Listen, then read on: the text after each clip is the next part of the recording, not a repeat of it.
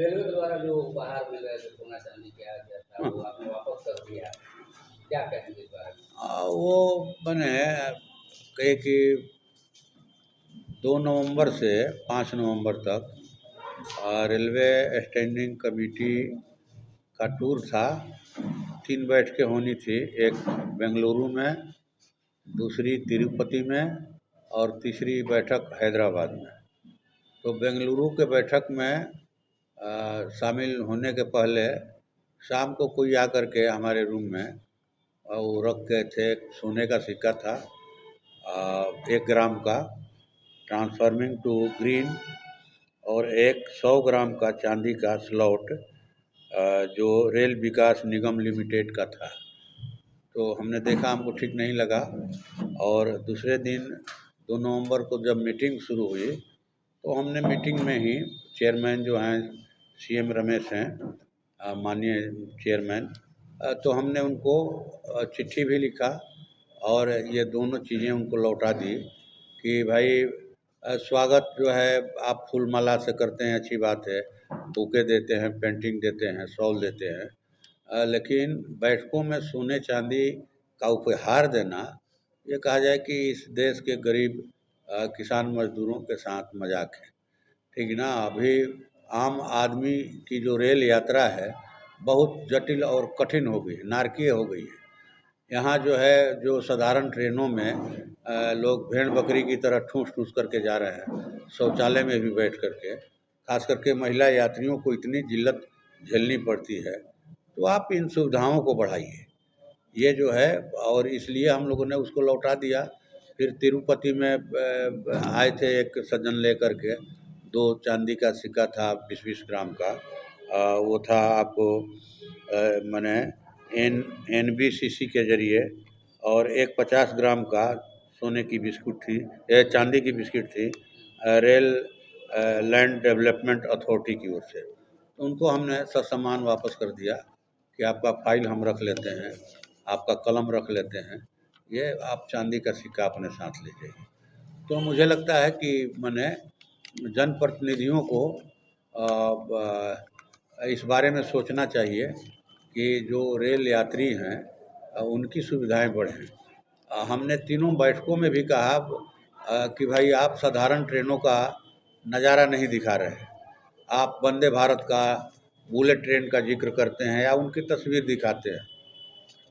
ठीक है, चलाइए जितनी चलाइए, लेकिन उसमें पैसेंजर नहीं है वंदे भारत में, इसलिए कि वंदे भारत का जो किराया है वो हवाई जहाज़ के बराबर है।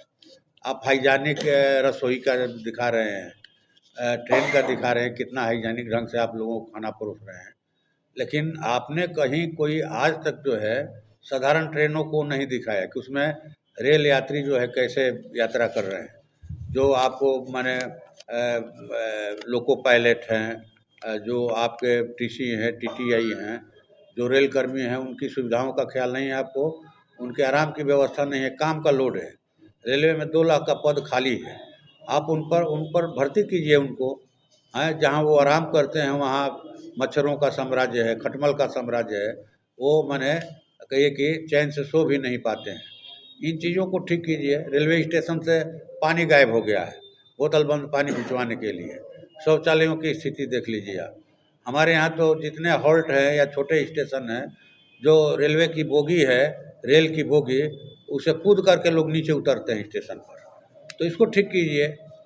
हैं, अभी हम लोगों ने देखा एक दिल दहला देने वाली तस्वीर बरौनी जंक्शन की आई कि एक जो है रेल कर्मी की, माने कहे कि चाप करके, माने वो हम उसको मौत नहीं बोलेंगे, उसको हत्या बोलेंगे।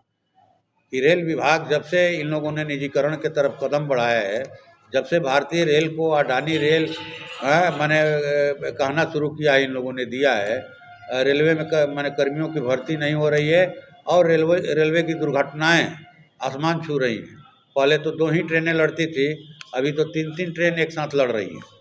तो इस पर रोक लगे, ठीक ना? तो इसीलिए हम लोगों ने बेहतर समझा, भोजपुर के जो किसान मजदूर हैं, भूमिहीन गरीब किसान हैं, फुटपाथी दुकानदार हैं, रिक्शा टमटम ठेला चलाने वाले लोग हैं, कि उनके सम्मान के अनुकूल बात नहीं है। इसीलिए हमने उनको वापस किया कि भोजपुर के जिन गरीब गुरबों ने भेजा है, हम उनकी बात को, उनकी सुविधाओं को बढ़ावें। इसके लिए हमने बातों को भी रखा, रेल बजट के दिन भी रखा, और हमने ये भी रखा कि भाई आप जो कटौती किए हैं, जो बुज़ुर्ग रेलवे यात्री हैं उनका जो आपने जो पहले छूट मिलती थी कलाकारों को, पत्रकारों को, आप उसको बहाल कीजिए।